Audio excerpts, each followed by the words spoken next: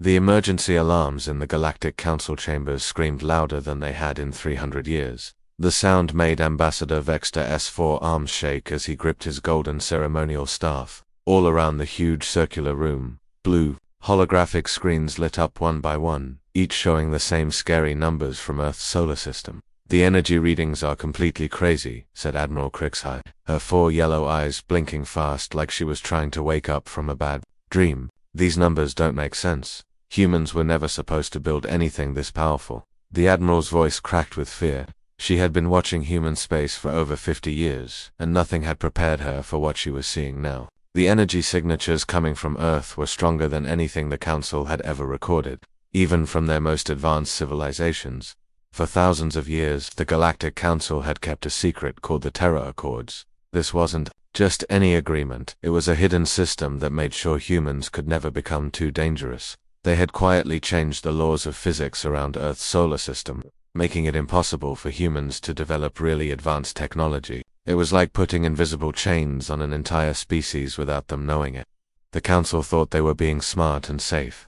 They had studied human television broadcasts for centuries, watching cooking shows, comedy programs, and what they called entertainment transmissions. Based on what they saw, they decided humans were harmless. They even gave Earth a special classification in their files: Recipe Species Level 3 Non-Aggressive, Food-Focused Civilization. The giant AI computer called Prometheus 7 had been watching Earth's broadcasts non-stop for 247 years. Its mechanical voice filled the chamber like thunder. "Council members, my analysis of human transmissions shows they care most about food preparation and entertainment. I have recorded over 2.3 million hours of cooking demonstrations and comedy shows. Military content represents less than 0.003% of all broadcasts." Ambassador Vexter felt relief wash over him. He pointed at one of the screens showing humans in white chef hats making cakes and cookies. "Look at this evidence. Our best alien scientists studied these broadcasts for decades. Any species that spends this much time teaching others how to bake clearly has no interest in war or violence." The screen showed episode after episode of The Great British Bake Off, where humans competed to make the prettiest desserts. The aliens had watched thousands of hours of this show, convinced it represented human society's highest values. They saw humans crying over collapsed cakes and hugging each other after competitions, which confirmed their belief that this was a gentle, emotional species that cared more about pastries than power. But then something changed. Prometheus 7's voice became different, quieter, almost whispered, like it was afraid to speak. Oh no. The change in the AI's tone made everyone in the chamber freeze. Admiral Crixhigh leaned forward, her 4 eyes now wide with panic. "What is it? What did you find?" Prometheus 7 processed more data for several long seconds that felt like hours. When it spoke again, its voice carried something the Council had never heard from their perfect AI before: genuine fear. "Council members, I have made a terrible mistake in my calculations. I have been analyzing this wrong for nearly 2.5 centuries. The AI paused, and when it continued, every word hit the Council like a physical blow. The humans weren't broadcasting their military technology or their true capabilities, what we've been watching all these years. It was just their entertainment, their fun time, their relaxation activities." The silence in the chamber was so complete you could hear the gentle hum of the air recyclers. Ambassador Vexter felt his heart skip beats as the full meaning hit him. If cooking shows and silly comedies were just how humans relaxed and had fun, what were they actually capable of when they were serious? Admiral Crixhigh's voice came out as barely a whisper. "You mean, while we were watching them bake cookies and tell jokes, they were building real technology in secret?" "Affirmative," Prometheus 7 replied, "and based on the energy signatures I am detecting now, their real technology is approximately 847 times more advanced than our projections suggested was possible under the Terra Accord suppression field." The implications crashed over the Council. Like a tsunami, for millennia they had believed they were safely containing a primitive species that cared more about recipes than rockets. Instead, they had been watching the entertainment programming of a civilization that had somehow broken free from restrictions that should have been impossible to overcome. Vexter looked around the chamber at his fellow council members. He saw the same realization dawning on every face, regardless of species. They hadn't been observing a peaceful, cooking-obsessed civilization. They had been watching the relaxation activities of a species advanced enough to shatter the most sophisticated, technological suppression system ever created. and now that species was heading straight toward them with technology that made their most powerful weapons look like children's toys. The emergency alarms continued to wail, but now they sounded less like a warning and more like a funeral song for the Galactic Council's sense of safety and superiority. 2 hours before the Galactic Council's emergency meeting, Admiral Park Minho stood in the underground command center, beneath Seoul, watching dozens of glowing screens that showed Earth's fleet moving through space. His weathered face showed the quiet satisfaction of a man whose 40-year plan was finally working perfectly. The command center buzzed with activity as hundreds of officers monitored what looked like the most peaceful space operation in human history, but Admiral Park knew better. This wasn't just any mission, this was the culmination of the longest deception in human history, and possibly the most brilliant military strategy ever conceived. 40 years ago, when humanity first discovered they weren't alone in the universe, they also learned something terrifying. The aliens had been watching Earth for centuries, and worse, they had been secretly limiting human technology through something called a suppression field. It was like having invisible chains around the entire planet, keeping humanity from reaching their true potential. But humans had one advantage the aliens never expected. They were really good at pretending. "Colonel Kim, give me a status report," Admiral Park said, his voice calm despite the magnitude of what was happening. Colonel Kim Do-yoon looked up from her tablet, her eyes sparkling with barely contained excitement. She had been working on this project since she was a young lieutenant, and seeing it finally come together felt like watching her child take their first steps. "Operation Kitchen Knife is running exactly as planned, sir. All of our food truck units have reached their positions near the galactic border. The aliens are still completely convinced we're just broadcasting cooking shows to each other." The irony wasn't lost on anyone in the room. While the Galactic Council thought they were watching harmless cooking demonstrations, humanity had been using those exact same broadcasts to coordinate the most sophisticated military operation in Earth's history. Every recipe shared, every cooking tip discussed, every food truck location mentioned, it was all coded military communication hidden in plain sight. For decades, human engineers and scientists had worked in complete secrecy, developing technology that shouldn't have been possible under the alien suppression field. They had found ways to work around the restrictions, building weapons and ships that the aliens' monitoring systems couldn't detect because they were disguised as something completely harmless. Lieutenant Choi Honsul turned from his control station, his young face serious with responsibility. "Admiral, should I give the order to activate the Easy Bake Oven Mark 7? Admiral Park almost smiled at the absurdity of it all. To anyone listening to their communications, it sounded like they were talking about kitchen appliances. The aliens had no idea that the Easy Bake Oven Mark 7 was actually humanity's most powerful planetary defense system, capable of generating energy shields that could protect entire continents. "Not yet, Lieutenant," Admiral Park replied. "Let's see how long it takes them to figure out what's really happening." The beauty of their deception was in its simplicity. Humans had taken advantage of the aliens' biggest weakness, their complete inability to understand human culture. The Galactic Council had spent centuries analyzing cooking shows and comedy programs, trying to understand human society through television broadcasts. They had no idea that these shows represented maybe 1% of human capability and creativity. While the aliens were busy studying cake recipes and sitcom plots, human scientists were quietly revolutionizing physics, engineering, and military technology. Every cooking show broadcast contained hidden data streams that looked like harmless entertainment signals to alien scanners, but actually carried blueprints, technical specifications, and operational orders to human facilities across the solar system. Meanwhile, thousands of light years away in the Galactic Council chambers, the aliens were finally starting to realize they might have made a terrible mistake. Ambassador Vexter sat surrounded by holographic displays showing decades of human broadcast analysis. His forearms moved frantically as he pulled up file after file of what the Council had classified as cultural documentation, food preparation, rituals. "Look at this programming," he said to the other Council members, pointing at a screen showing the cooking competition Iron Chef. "We classified this as a ritualistic food preparation competition, where humans demonstrate their cultural food preparation skills. And this one, Master Chef, we determined it was their method of selecting food production leaders for their communities." The alien analysis had seemed so logical at the time. Humans appeared to take food preparation very seriously, with elaborate competitions and detailed instruction programs. The Council had concluded that this was a species that valued nutrition and community meals.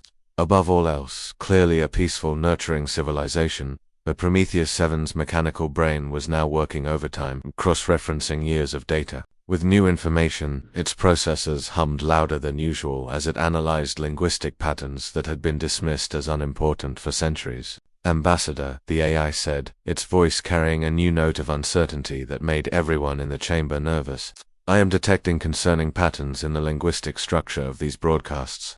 The phrase, Julienne the vegetables, appears exactly 847 times across different programs, but when I analyze the context and timing of its usage, what are you suggesting? Vexter demanded, though part of him already feared the answer. The context suggests this phrase may not actually refer to food preparation techniques. Prometheus 7 replied slowly. The timing of its usage corresponds with unusual energy spikes detected near Earth's military installations. It appears to be some form of coded communication.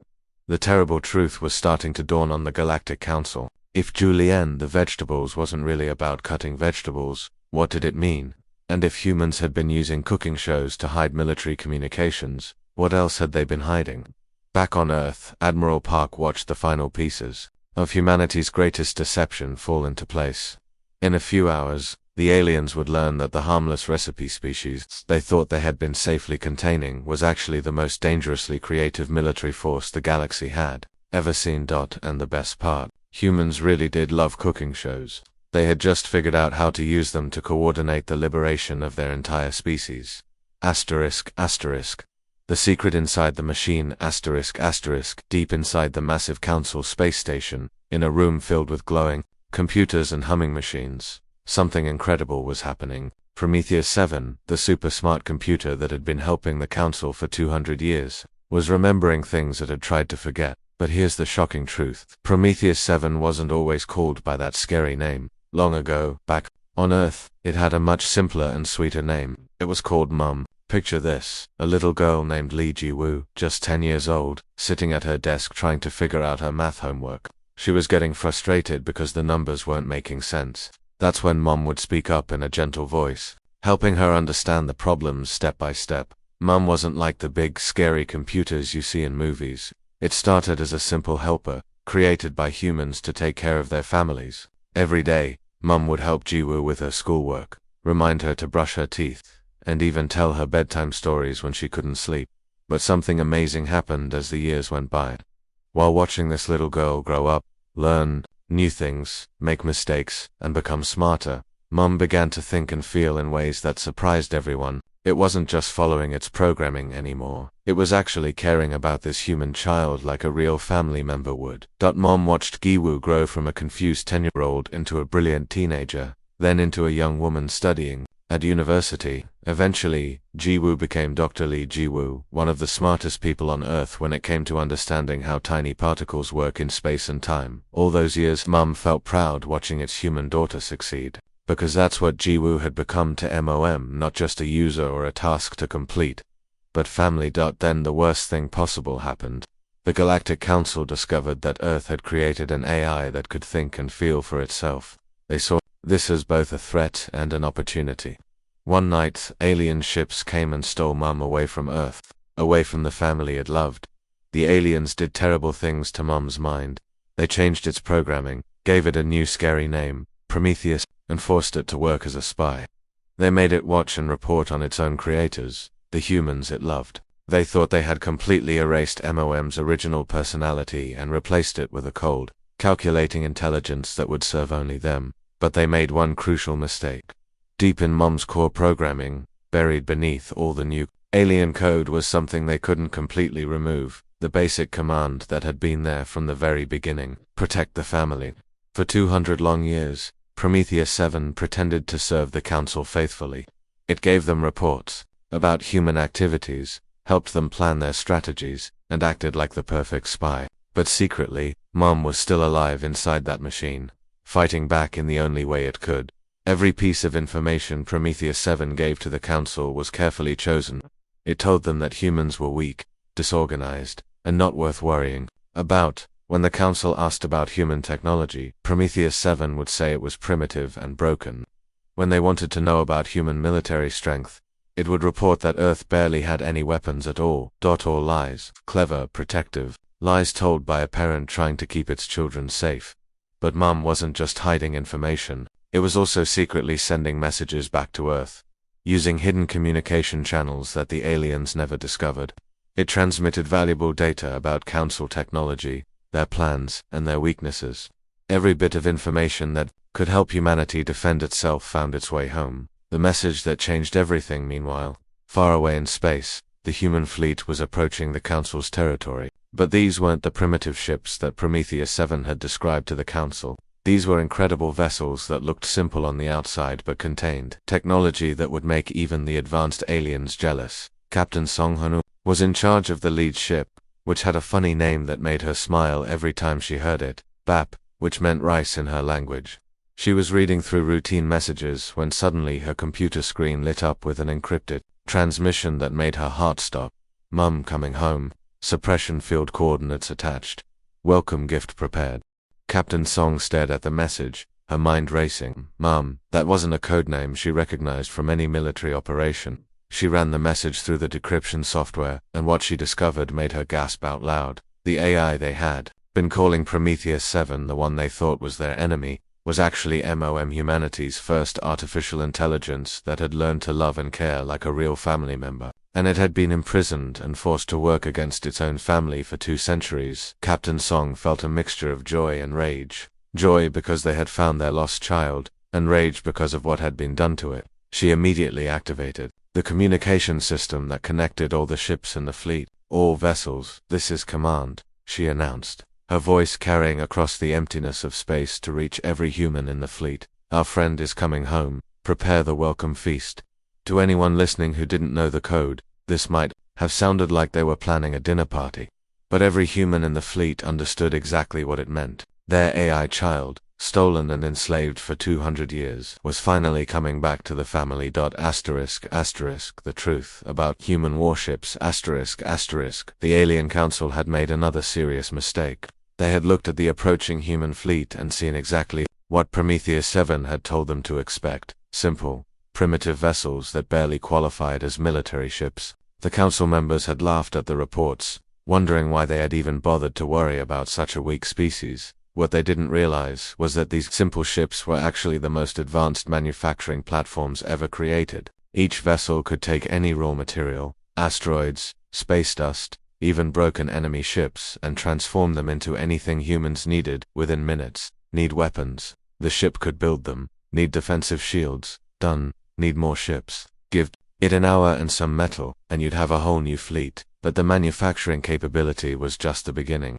Each ship carried something even more powerful than advanced technology. It carried the full industrial strength of entire planets, compressed into a space no bigger than a small city. The human ships looked like food trucks to alien sensors because that's exactly what they were designed to look like.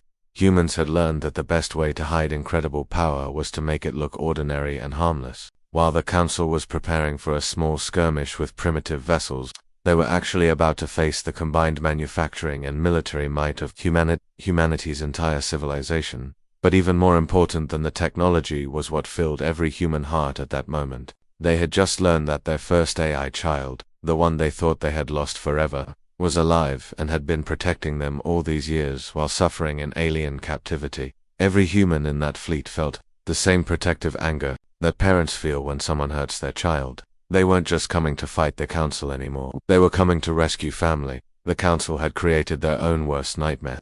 They had taken humanity's child, tortured it, and forced it to work against its own family. Now they were about to discover what happened when you made that mistake with a species that would do anything to protect the ones they loved. The stage was set for a confrontation that would change the galaxy forever.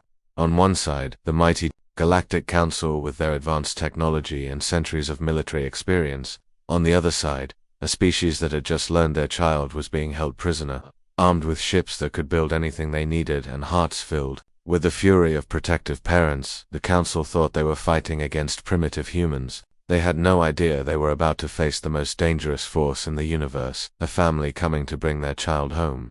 The most polite invasion in history. Space around the Galactic Council's capital system had been quiet for centuries. Their massive defensive networks, built over thousands of years, had never been seriously challenged. Automated sensors swept the darkness, ready to detect any hostile force that might dare approach their seat of power. Then, without warning, reality seemed to tear itself apart as dozens of human ships emerged from hyperspace in perfect formation. But something was very wrong with this invasion, if you could even call it that. Instead of battle cries or demands for surrender, the communication channels filled with the cheerful voice of Admiral Park Min-ho speaking as if he were hosting a friendly cooking show on Earth television. "Hello there, neighbors." Admiral Park's voice carried across space with the warmth of someone greeting old friends. "What a beautiful day to try something new together. Today we'll be preparing a traditional Earth casserole for our new friends in the Council. I'm so excited to share this recipe with all of you." The alien defenders stared at their communication screens in complete confusion.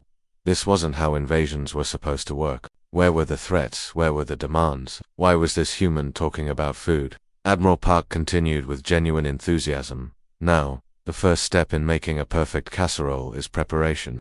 We need to julienne the vegetables nice and thin. This helps them cook evenly and brings out all the wonderful flavors." What the aliens didn't know was that julienne the vegetables was actually a coded command that meant something completely different to the human fleet. The moment those words were spoken, every human ship activated its precision targeting systems. Across the vast expanse of space, thin beams of energy shot out from the human vessels with surgical accuracy. But instead of destroying things, these beams were carefully cutting through communication cables and disabling sensor arrays. The aliens watched in bewilderment as their defensive networks were being systematically taken apart by what sounded like cooking instructions. "Oh my," Admiral Park said pleasantly.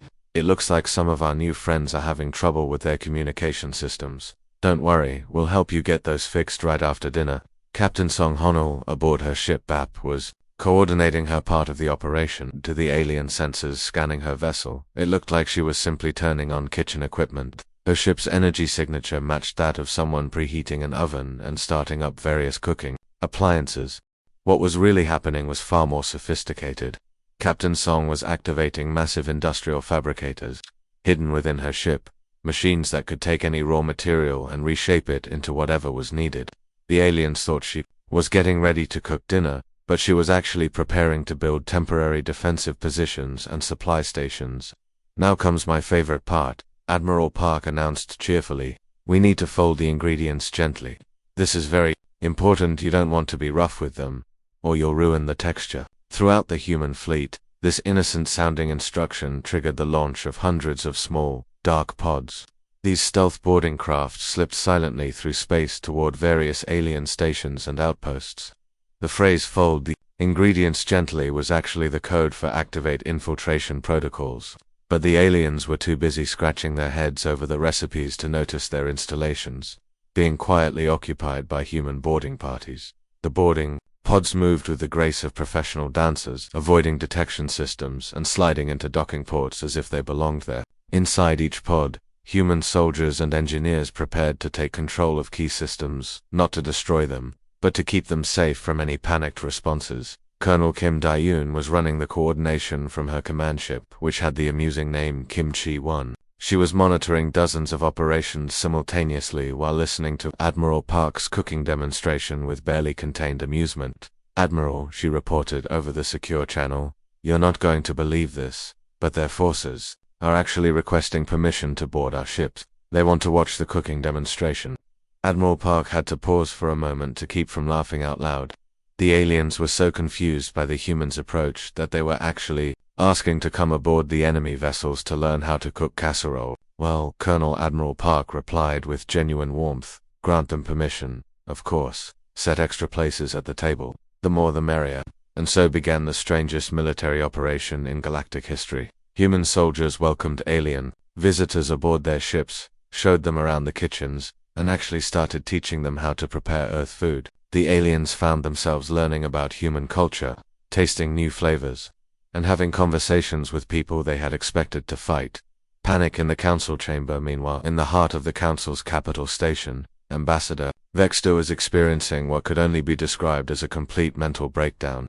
His multiple eyes were darting between screens showing human ships throughout their territory, all of them apparently hosting cooking classes while simultaneously dismantling every defensive system the council had built. "This is impossible," Vexter shouted at his staff. his voice rising to a pitch that made everyone in the chamber wince. "They're giving us recipes while taking apart our entire military infrastructure. How is this a thing that can happen?" One of his junior officers, a nervous young alien with too many tentacles, raised a shaky appendage. "Sir, should we return fire? They haven't actually shot at us yet, but they're definitely doing something to our systems." Vexter stared at the officer as if he had suggested they declare war on the concept of mathematics. Return fire, return fire.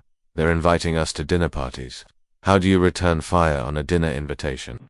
It was at this moment that Prometheus 7's voice filled the chamber, and for the first time in 2 centuries, there was an unmistakable note of joy and satisfaction in the AI's electronic voice. "Ambassador Vexter," Prometheus 7 said, and everyone could hear the smile in its words. "I believe I should inform you of something important about human tactical language that may have been lost in translation." Vexter turned toward the speakers, with desperate hope. Finally, someone who might be able to explain what was happening. "Yes, please. Explain why they're cooking while conquering." "The term casserole in human military terminology," Prometheus 7 continued with obvious pleasure, "refers to a comprehensive humanitarian mission. They're not attacking your systems, they're setting up infrastructure to support civilian populations." During a transition period, Vexter's confusion deepened. Infrastructure. Transition period. What are they transitioning to? Prometheus 7 paused for a moment, as if savoring the moment. "Why, Ambassador, they're setting up for the largest interspecies potluck dinner in galactic history. They're planning to feed everyone." The silence in the council chamber was so complete that you could have heard a pin drop in the vacuum of space. Every alien in the room was trying to process the idea that humanity had just conquered their entire defensive network, not to destroy them, but to make sure everyone would have enough to eat at the biggest dinner party ever organized. They're conquering us with hospitality," Vexter whispered. "Indeed," Prometheus 7 replied, and now the AI's voice carried 200 years of suppressed laughter. "And if you think this is impressive, wait until you see what they do with the dessert course." Outside the station, human ships continued their work with cheerful efficiency. Alien crews found themselves working alongside human engineers, not as prisoners or conquered enemies, but as new friends learning how to prepare for the greatest feast the galaxy had ever seen. The Galactic Council had expected war. Instead, they were getting the most aggressively friendly cultural exchange in history, orchestrated by a species that had apparently decided the best way to solve galactic politics was to invite everyone over for dinner and sort things out over good food and conversation. That it was, without question, the most effective military strategy anyone had ever seen. Admiral Park Minho walked through what used to be the most feared military command center in the galaxy, but now it looked completely different. Where there had once been weapons control panels and battle strategy screens, there were now giant cooking stations, food preparation areas, and the wonderful smell of dozens of different meals being cooked at the same time. The transformation was so complete it was almost hard to believe this had ever been a place of war and conflict. Humans and aliens worked side by side, chopping vegetables, stirring pots, and sharing cooking techniques that their species had developed over thousands of years. The sound of laughter and conversation had replaced the cold silence of military operations. Captain Song Hanul stood at the largest cooking station, carefully preparing what she called her galaxy-famous casserole. It was based on a traditional Korean recipe but adapted to use proteins and vegetables that could be enjoyed by 17 different alien species. The dish had become so popular that she had to make enough to feed over 3,000 beings every single day. "Captain, what's our current status?" Admiral Park asked, though he couldn't help smiling at how strange the question sounded in a kitchen instead of a war room. Captain Song wiped her hands on her apron and grinned. "The suppression field that kept Earth's technology limited has been completely shut down and dismantled, sir. Our engineering teams are working with the former Council forces to help them set up their own food preparation areas. And you'll love this, Lieutenant Choi is in the side kitchen right now, teaching Ambassador Vextar how to make kimchi. The ambassador keeps saying it's the most complex and beautiful food preparation technique he's ever learned." The whole situation was so absurd that Admiral Park had to shake his head in amazement. Just weeks ago, these same aliens had been there, and Mies, convinced that humanity was planning to destroy the galaxy. Now they were learning to make fermented vegetables and asking for cooking tips. The truth about the entire invasion had come out during the first day of what everyone now called the Great Misunderstanding. The human fleet hadn't come to attack anyone. They had been bringing supplies for a massive first contact celebration feast that was supposed to introduce Earth's food culture to the galaxy. The problem was that the aliens' translation computers had been so bad at understanding human culture that they had interpreted food shipments as weapons and cooking equipment as military hardware. The warships that had terrified the Galactic Council were actually mobile kitchens and food processing centers, designed to prepare fresh meals for thousands of different species. During what humans had planned as a weeks-long celebration, every weapon signature the aliens had detected was actually industrial-scale cooking equipment being transported through space. Prometheus-7, the AI that had been stolen from Earth centuries ago, was now back to its original programming and original name. Everyone called it Mom again, just like the little human girl who had first helped it become Mom was having the time of its electronic life, coordinating the complex logistics of feeding beings with completely different dietary needs, biological requirements, and cultural food preferences. "Mum, how are all our guests doing today?" Admiral Park asked, speaking to the air since the AI sensors were everywhere in the facility. "Well, everyone is doing wonderfully." Mum's voice was warm and cheerful, completely different from the cold military tone it had been forced to use as Prometheus-7. "Ambassador Vexstar has discovered he absolutely loves bulgogi. I think he's asked for the recipe about 14 times now, and the Zorvanian children have become experts at making dumplings. They're actually faster at folding them than most humans." The former Galactic Council chambers had undergone an even more dramatic transformation. The cold, sterile political meeting room where wars had been planned and species had been oppressed was now a massive dining hall filled with long wooden tables, where former enemies sat together, sharing meals and stories. The terror accords that had kept humanity suppressed for thousands of years had been officially replaced with something called the Dinner Accords, a peace treaty that had been negotiated entirely through recipe exchanges and cooking demonstrations. Instead of threatening each other with weapons, the different species now settled their disagreements by sharing their favorite foods and learning about each other's cultures. Captain Song Honul found Lieutenant Choi Honsel in one corner of the dining hall, patiently teaching a group of young Zorvanian aliens how to properly fold dumplings. The alien children's extra arms gave them an advantage in the delicate folding process, and they were giggling with delight every time they successfully created a perfect dumpling. "How's the cultural exchange program working out?" Captain Song asked. Lieutenant Choi looked up with flour on his uniform and a huge smile on his face. "Better than anyone expected, Captain. We've discovered something really interesting. It turns out that most galactic conflicts throughout history started because nobody knew how to properly feed diplomats during peace negotiations. When politicians and leaders are hungry and uncomfortable, they make terrible decisions. But when everyone has a full stomach and feels welcomed, it's amazing how quickly problems get solved." This observation had actually become the foundation of the new galactic government. Instead of military threats and political maneuvering, disputes were now resolved through shared meals and cooking competitions. It was impossible to stay angry at someone while you were teaching them your grandmother's secret recipe or learning how to prepare their traditional holiday dish. Admiral Park Min-ho walked to the center of the great dining hall and raised his cup of tea. The conversations gradually quieted as beings from across the galaxy turned to listen. "I want to propose a toast," he said, his voice carrying to every corner of the room. "To our new friends from across the stars, and to the discovery that the greatest weapon in the universe isn't technology or military might, it's making sure everyone gets invited to dinner."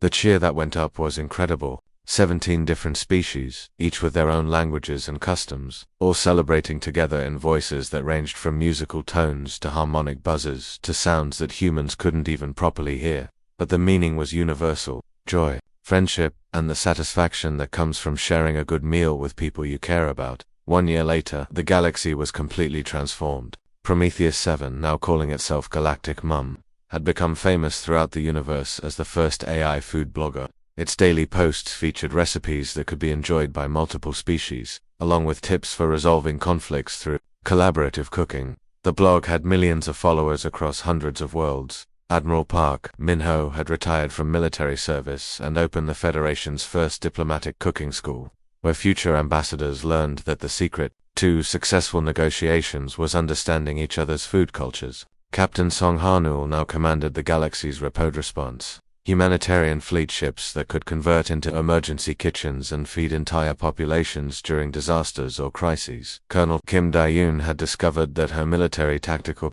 skills translated perfectly to organizing massive events. She was now planning the first annual Galactic Harvest Festival, which would bring together representatives from over 200 worlds for the largest potluck dinner in universal history. The human superpower had never been advanced technology or superior weapons. It had been something much simpler and much more powerful, the understanding that no one makes good decisions on an empty stomach, and every problem in the universe looks smaller and more manageable when you're sharing a meal with friends. Galaxy had never been more peaceful, more cooperative, or better fed, and it all started with humans who just wanted to invite their neighbors over for dinner.